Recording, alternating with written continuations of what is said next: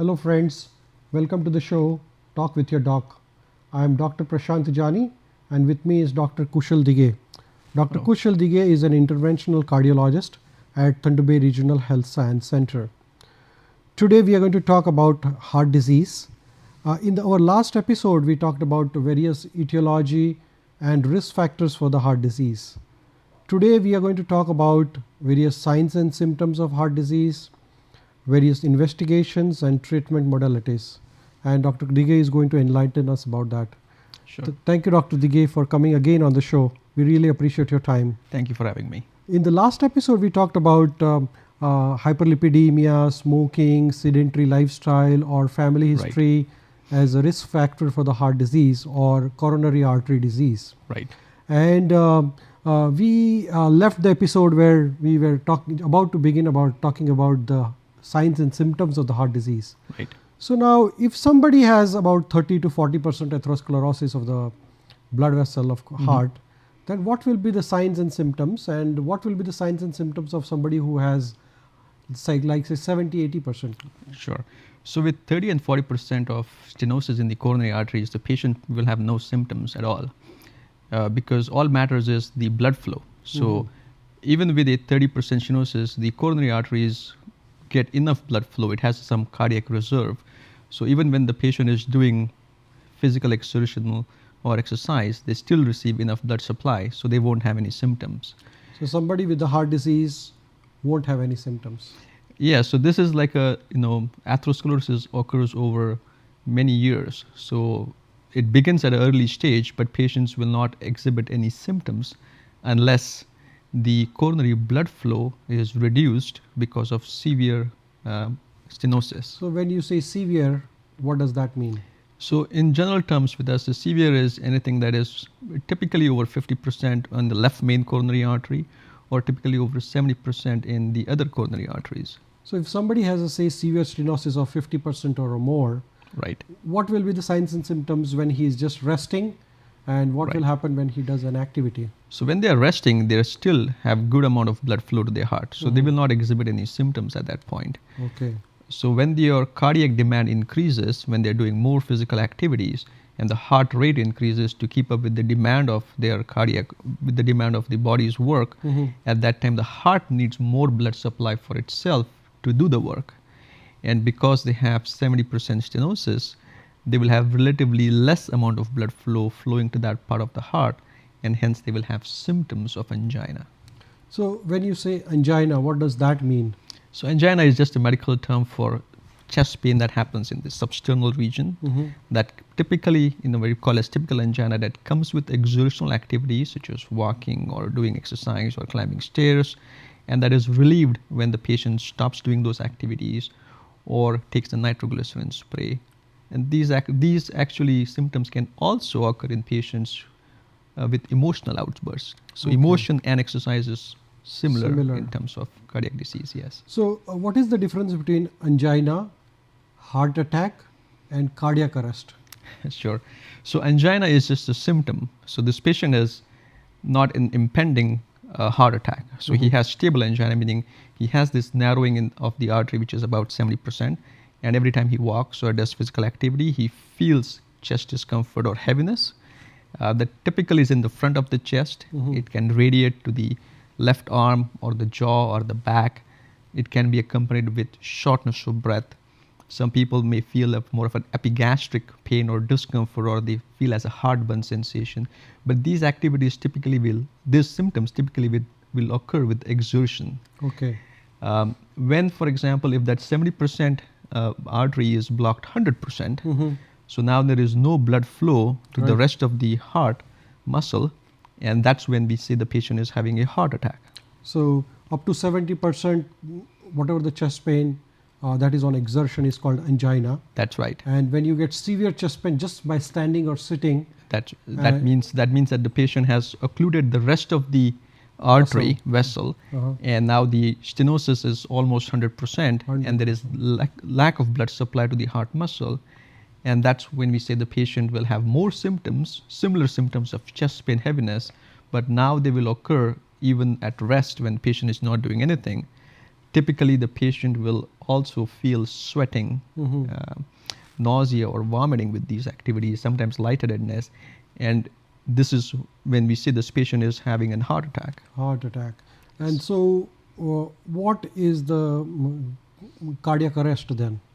So cardiac arrest is a next form. So typical, the cardiac arrest can occur in different scenarios, but the commonest reason for cardiac arrest is a heart attack. Heart attack. So if somebody has a 100% blocked artery and has a heart attack, and now the heart doesn't get any blood supply, right. And so that part of the heart is prone to arrhythmias, right.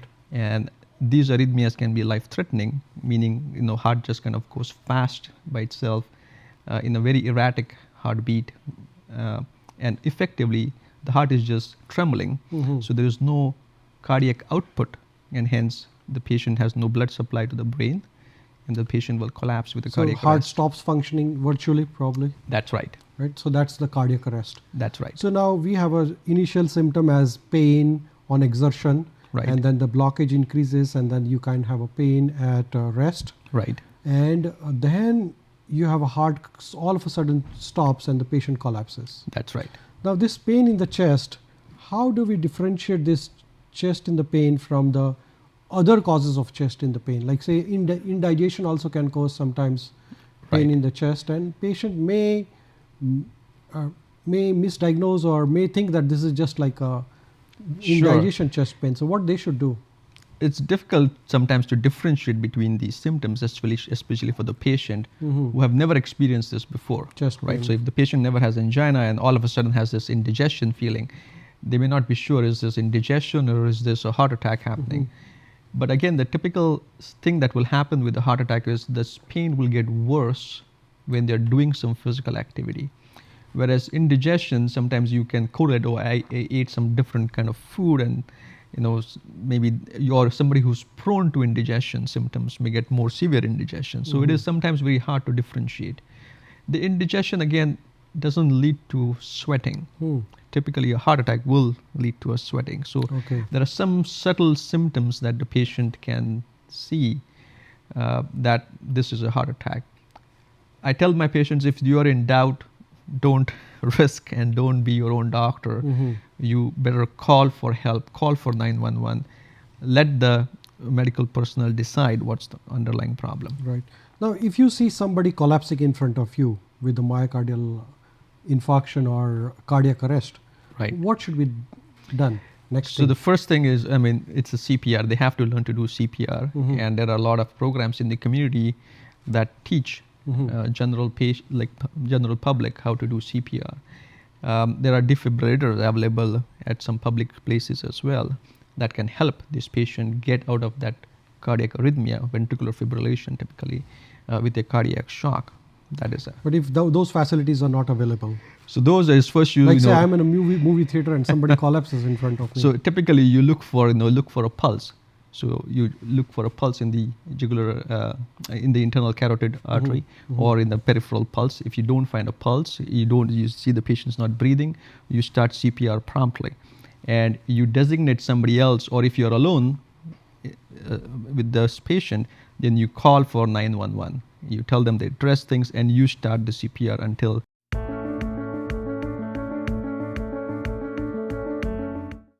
Welcome back to the show, Talk with Your Doc. With me is Dr. Kushal Dighe, and we are talking about coronary artery disease. In the previous half, we talked about various investigation methods, including angiography, and then we were talking about angioplasty. And you mentioned that after angioplasty, one has to take aspirin and other medications for as long as it is prescribed. Right. So, other than the angioplasty, what are the other procedures which are done to treat the coronary artery disease? So the other procedure is coronary bypass surgery. Coronary artery bypass graft surgery. That's right. Yes.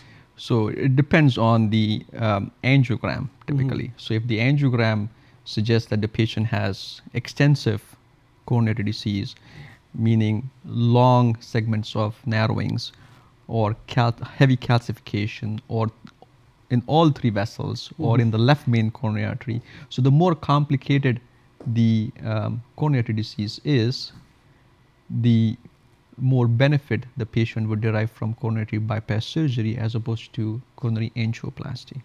Okay, so coronary artery bypass surgery is selected when there is a severe disease probably, and the heart is functioning nicely or heart is viable, then you do the cardiac bypass surgery. Now, for the bypass surgery, is there any age limit, like younger patients more respond to bypass and older patient doesn't respond or something No, like that? nothing like that. So anybody can So as undergo. long as what they assess is the patient's risk of bypass surgery as well, because it's an open heart surgery, it has its own risk factors, or so there is an assessment of every patient as, is this patient's risk too high, and if so, are there any modalities that we can do to revascularize this patient, i.e. coronary angioplasty. If the risk of bypass surgery is not that high and the benefit is quite a lot, then preferably the patient should go for coronary bypass surgery. So when you use this graft for this bypass surgery, what material is used for the grafting? Typically it's your own arteries and your own veins. Okay. So it's your own artery from the chest, or the thigh is used, or leg muscle is used? No, so it's the arteries from inside the thorax or the chest, and the veins from the leg. Right. So these are arterial grafts and venous grafts. That's right. So which one is where to be selected, or can you tell the doctor that I want to go for arterial graft or venous graft, or how do you do that? Typically nowadays the arterial grafts are better, they're long laster than the venous grafts. Right. But then again, you have to assess. It's not like when the surgeon assesses the patient, for example, if the arterial graft is very small in caliber or is already damaged, then they cannot use the arterial graft. So it is a matter of what is available as well. So venous graft has more chances of reblockage or restenosis? That's right. Compared to arterial grafts, the venous grafts have they don't last as long as the arterial grafts do. Right. So how is the life after the reconstructive surgery? So after bypass surgery, it's a big procedure. So typically this is again in the bigger hospitals. Not all hospitals will have the facility for coronary bypass surgery. The recovery period is longer. It again depends on the patient's age and comorbidities. Typically they take at least 4-6 weeks to recover from this procedure.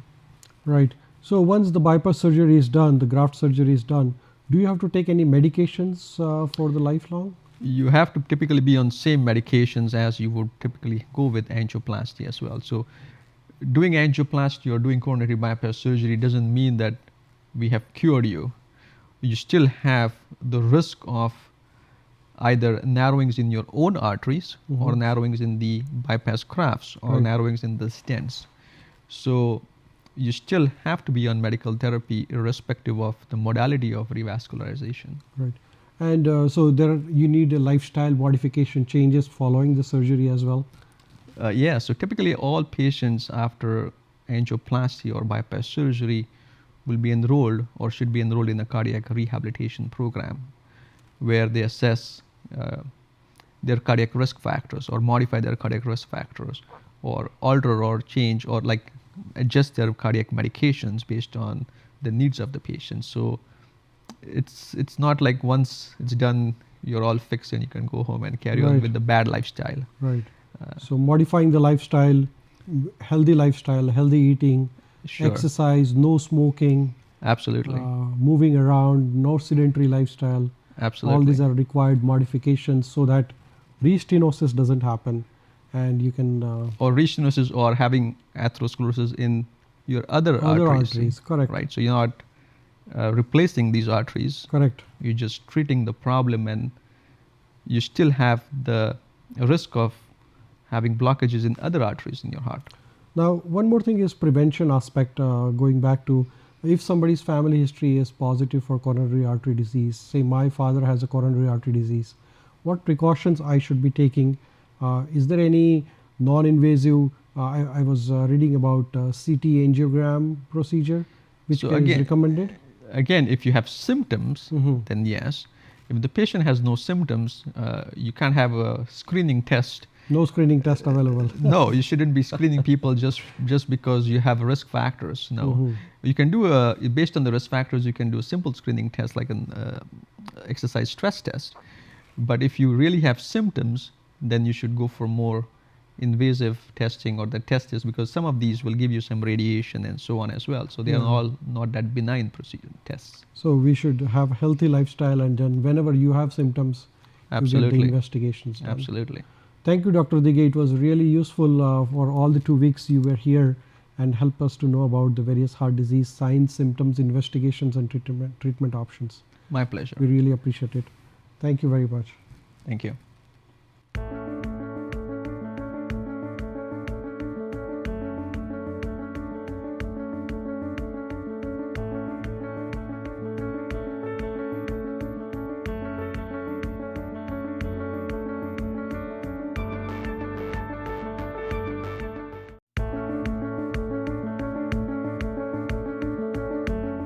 Welcome back to the show, Talk with Your Doc.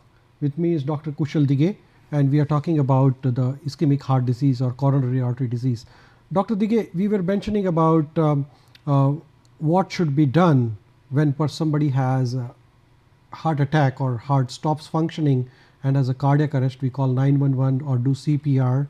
Right. However, if somebody has just angina, chest pain on the exertion, what are the investigations they should do to explore the possibility of heart disease? So first and foremost, they should mention this to their family physician or primary care physician that they're having these symptoms, and then based on that, if the family physician feels that the symptoms are really convincing, then or they are not so clear about the symptoms either, then they can do certain tests. The common test being a stress test.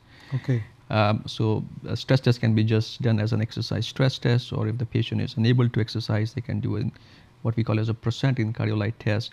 Or if the family doctor feels that the symptoms are very convincing of angina and they're convinced that this patient's likelihood of having blocked artery is very high, then they may directly jump to a coronary angiography.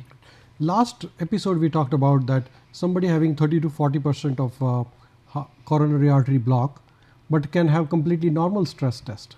That's right. Because as I said, with a 30% narrowed vessel, even with exercise, that's what we do in a stress test. We make the patient exercise to increase their cardiac workload. They will still have normal blood supply. So they can meet the demands of the heart even with a 30% narrowed artery. Right. So somebody has angina and exertion, but now the stress test is negative. What should they do? So it is unlikely though, because if somebody has angina, and that means we are thinking that the patient has at least 70% narrowed artery. Okay. The stress test should be positive in this patient, because we are making the same amount of physical exertion, even sometimes more than the patient does. And this time the patient exhibits no symptoms and there is no ECG changes, or if they do a different modality as an stress test with an imaging modality, which is a stress echocardiogram or a stress nuclear test, cardiolite test, then if there is no other symptoms, no other like signs of decreased blood supply, then that symptoms are then false. Okay. Now you were talking about angiography. Please tell us about who can do this angiography. Which patients are eligible for the angiography? So typically, if the patient has clear-cut symptoms of angina, then they can be directly scheduled for a coronary angiogram, because your likelihood of having coronary artery disease is high in this patient. So we've already determined that doing a test or not doing a test is not going to sway you in one way or the other. We have to go and jump and do an angiogram. Right. In other patients who are intermediate, they are not 100% sure about the symptoms, then you do exercise stress tests or stress tests with some imaging modality. And if that test is positive, then again, typically these patients will be scheduled for coronary angiography. So my doctor has advised me to get a coronary angiogram done. What should be the preparations to be done for the angiogram? Is it like a big procedure, or? It's a day procedure. Okay. So first of all, your family doctor or the primary care physician has to refer you to a hospital. Right. This test can be only done in a hospital setup, not in a private like a lab or so. It's an invasive procedure, right? It's an invasive procedure. So we put a small catheter inside the heart, either from the artery in the hand or the artery in the groin. This catheter, like the patient gets sedation, so they don't have Feel any pain. pain or so. Right. So there's local anesthetic as well. And this catheter is put inside the heart. We inject contrast dye into the coronary arteries, and we have a camera that moves around the patient. We capture the blood flow in the coronary arteries and actually see these vessels and see for blockages. Blockage. So it's like a one-day procedure. You go in the morning, evening, you're back home. Typically, yes. Right? And what are the risks associated with the angiogram procedure? So typically, if the patient has stable angina, the risk is way less than 1%. Okay. Typically is because of bleeding complications, because we're putting a catheter inside the artery, Right. causing heart attack, stroke, very rare. Very rare. Allergic reaction to the contrast dye, very rare these days. Right. So overall, this is not a risky procedure. Now, suppose at all. in the angiogram you find a block, say 70 or 80%. So, do you put the stent angioplasty at the same time, or? So there are two types of physicians who do angiograms. One which are called as invasive cardiologists, Right. who just do the angiogram because they're not trained in doing angioplasty. Whereas some physicians like myself who do angioplasty at the same time as well. Right. So if we see those patients, then we just go Put ahead the and stent? go ahead with the angioplasty, same setting. So please explain us about the stent, what it is, what material it is, and how does it work? So for example, so when there is a narrowing in the artery, we have to put a wire inside this artery. We put a small balloon to open this artery. Okay. And in the past, we used to just have balloons, but those arteries would collapse back again in a few days' time. So we have a stent, which is like a metal scaffold, Okay. to keep this blockage open so it doesn't collapse back. So this balloon will remove the blockage, and then you put the stent, or? So balloon just squishes this atheroma or atherosclerosic particles in the wall of the artery. Okay. We don't suck these things out. Okay. Okay. And then you put the Then over that we mesh. put a stent, which can be drug-coated stent or a bare metal stents. Usually these days, most patients will get a drug-coated stents. What is the drug-coated stent mean? So a stent is a foreign material. So your body reacts to any foreign material by causing more of layers of fibrous tissue deposition inside the stent. And with the bare metal stents, the stents have a risk of narrowing over time. Right. So in order to inhibit the cell proliferation, we have drug-coated stents that kind of inhibit the cell deposition so that the stent remains patent for a long time. So once a stent is put in the heart, in the coronary arteries, how many years does it last, or when do we have to reevaluate with angiography again to look for So we the don't have blockage? to reevaluate anybody with angiography again. The stents, with drug-coated stents, once they are in the body, they are in their body forever. We can't take them out. Yeah, but what are the chances of getting re-stenosed? So with the bare metal stents, there's about 20% chances per year of having restenosis. Per year. It is on average I'm talking, because again it depends on the size of the vessel. If it is a big vessel, then the chances are less. If it is a small caliber vessel, then the chances are more. But on an average, about 20%.